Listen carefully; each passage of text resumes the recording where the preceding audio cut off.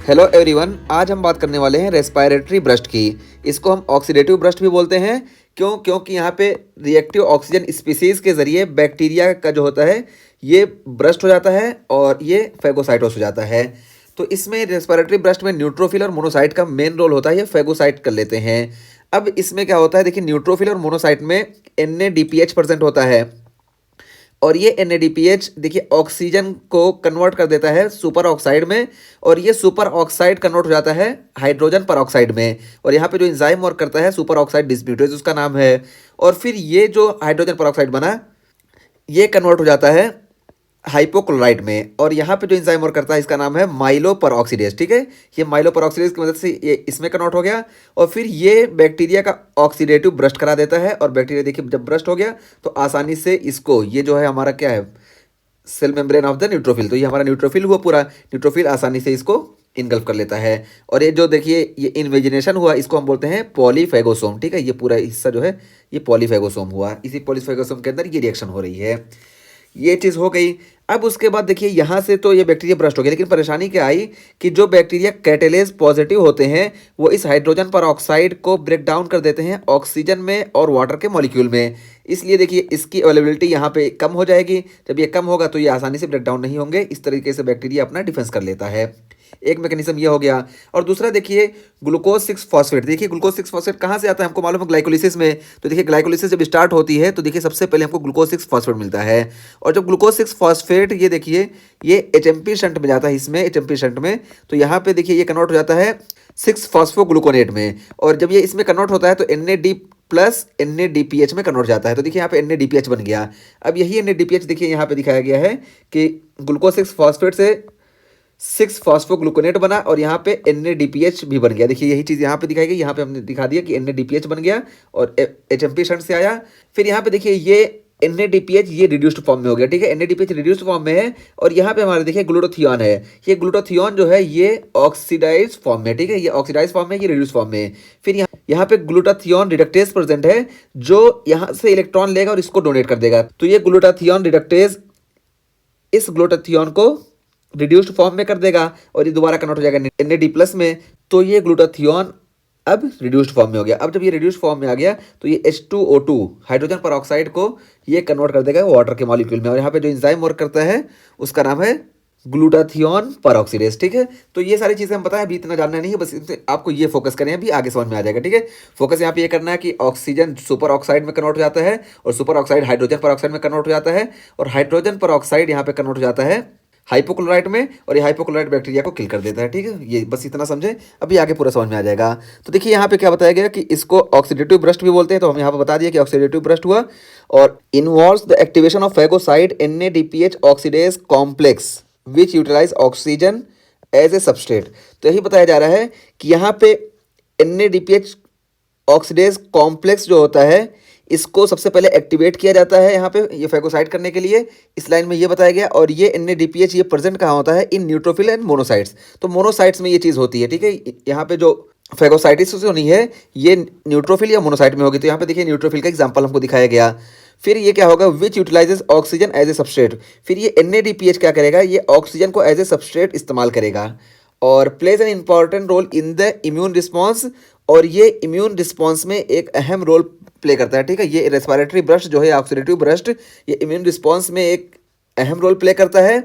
और rapid release of reactive oxygen species, इसके जरिए NADPH के जरिए rapid release of reactive oxygen species जब बनती है। तो देखिए पर ऑक्साइड और HOCl ये रिएक्टिव ऑक्सीजन स्पीसीज हैं, ये बनी और ये बैक्टीरिया को ब्रस्ट करा देती हैं। यही यहाँ बताया गया, plays an important role in the immune response rapid release of reactive oxygen species. और NADPH play role in both the creation and neutralization. फिर ये बताया जा रहा है कि ये NADPH जो है ये रिएक्टिव ऑक्सीजन स्पीसीज के क्रिएशन में भी रोल प्ले करता है और न्यूट्रलाइजेशन में भी रोल प्ले करता है। कैसे, तो देखिए क्रिएशन में देखिए यहाँ पे ऑक्सीजन को परऑक्साइड में कन्वर्ट कर रहा है। ठीक है, इस पाथवे को कर रहा है, इस वजह से ये इसमें कन्वर्ट हो जा रहा है। और न्यूट्रलाइजेशन में कैसे हेल्प कर रहा है, तो यहाँ पे देखिए NADPH जो है इस ग्लूटाथियोन को जो ऑक्सीडेटिव फॉर्म में था ऑक्सीडाइज फॉर्म में इसको रिड्यूस फॉर्म में कन्वर्ट कर दिया। और रिड्यूस फॉर्म देखिए ये जो है H2O2 को कन्वर्ट कर देती है वाटर में। तो ये H2O2 की अवेलेबिलिटी यहाँ कम हो जाएगी। तो इस तरीके से ये जो है इस पाथवे को स्लो भी करता है। तो यही है कि NADPH प्ले करता है क्रिएशन में भी और न्यूट्रलाइजेशन में भी रिएक्टिव ऑक्सीजन स्पीसीज के, बस। और फिर बताया जा रहा है myeloperoxidase contain a blue green haem containing pigment that gives sputum its colour, ठीक है। तो ये माइलोपेरोक्सीडेज एंजाइम जो है यहाँ पे देखिए ये वर्क कर रहा है। इसके बारे में बताया जा रहा है कि इसमें ब्लू ग्रीन पिगमेंट होता है और ये हीम कंटेनिंग होता है, ठीक है। तो blue green haem containing pigments that give sputum its colour, तो इसी की मदद से blue green haem containing pigment की मदद से स्पूटम में उसका कलर आता है, ठीक है। ये हो गया। और उसके बाद फिर ये निमोनिक बता दिया गया कि कैसे याद रखना है। तो देखिए नो सेफ माइक्रोब, तो नो सेफ माइक्रोब यानी माइक्रोब किल हो जाएंगे, उससे पता चला। फिर एन से हो गया हमारा NADPH ऑक्सीडेज पहला एंजाइम, और एस से हो गया सुपर ऑक्साइड डिसम्यूटेज ये वाला एंजाइम, और एम से हो गया माइलोपेरोक्सीडेज ये वाला एंजाइम, ठीक है। तो ये तीनों एंजाइम इससे हमको याद हो जाएंगे नो सेफ माइक्रोब से।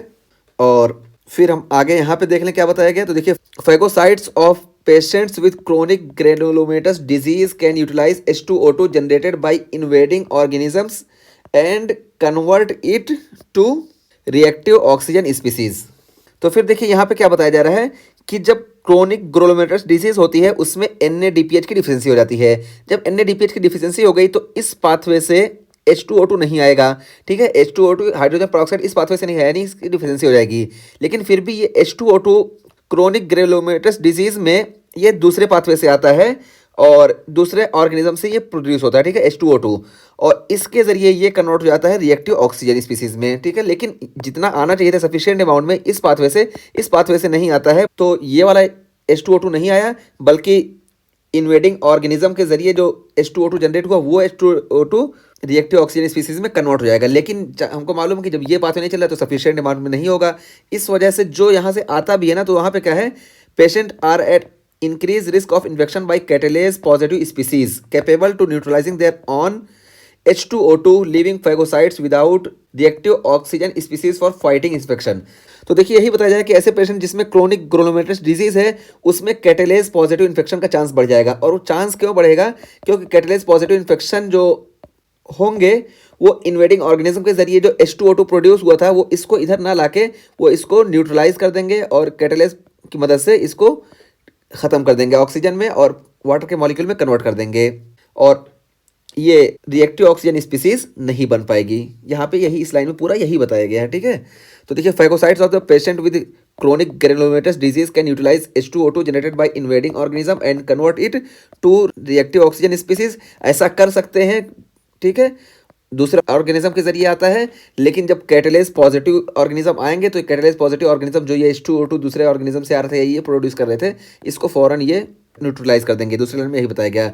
इसी वजह से इनके इन्फेक्शन का चांसेस बहुत ज़्यादा होता है, ठीक है। और फिर देखिए क्या बताया गया कि pyocyanin of Pseudomonas aeruginosa generates reactive oxygen species to kill competing pathogens. तो कंपीटिंग पैथोजेंस को किल करने के लिए ये पायोसियानिन रिएक्टिव ऑक्सीजन स्पीसीज को जनरेट कर लेते हैं।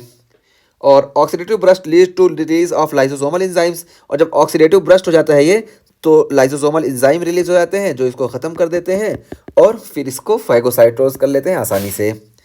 और जो पुराने एडिशंस हैं उसमें ये एक लाइन और दी गई है, इसको भी हम समझा देते हैं, अगर कोई पुरानी से पढ़ रहा है उसके लिए आसानी हो जाएगी। तो देखिए lactoferrin is a protein found in A secretary fluid and neutrophils that inhibit microbial growth via iron chelation, ठीक है। तो यहाँ पे यही बताया गया कि लैक्टोफेरिन एक प्रोटीन होता है जो सेक्रेटरी फ्लूइड में भी प्रेजेंट होता है और न्यूट्रोफिल में प्रेजेंट होता है। ये आयरन को खींच लेता है, आयरन को अपने अंदर ले लेता है, और जब आयरन को अपने अंदर ले लेता है तो बैक्टीरिया आयरन के प्रेजेंस में अच्छे से ग्रोथ कर लेते हैं, और आयरन ज़्यादा इसमें आ गया, इस वजह से इनकी ग्रोथ जो होती है, बैक्टीरिया की ग्रोथ जो होती है वो रुक जाती है, इनहिबिट हो जाती है। बस यहाँ पे ये बताया गया। तो हमारा ये आज का टॉपिक कंप्लीट हुआ। इसमें मेनली ये बताया गया कि रेस्पिरेटरी ब्रस्ट में कैसे रिएक्टिव ऑक्सीजन स्पीसीज का फॉर्मेशन होता है और रिएक्टिव ऑक्सीजन स्पीसीज किस तरीके से ये बैक्टीरिया को किल करती है। मेन चीज़ ये हो गया, ये यहाँ पे 3 एंजाइम मेन है। और उसके बाद फिर ये कैटेलेज जो होते हैं, बहुत सारे बैक्टीरिया कैटेलेज पॉजिटिव होते हैं, वो किस तरीके से रिएक्टिव ऑक्सीजन स्पीसीज के फॉर्मेशन को स्लो करते हैं वो बताया गया।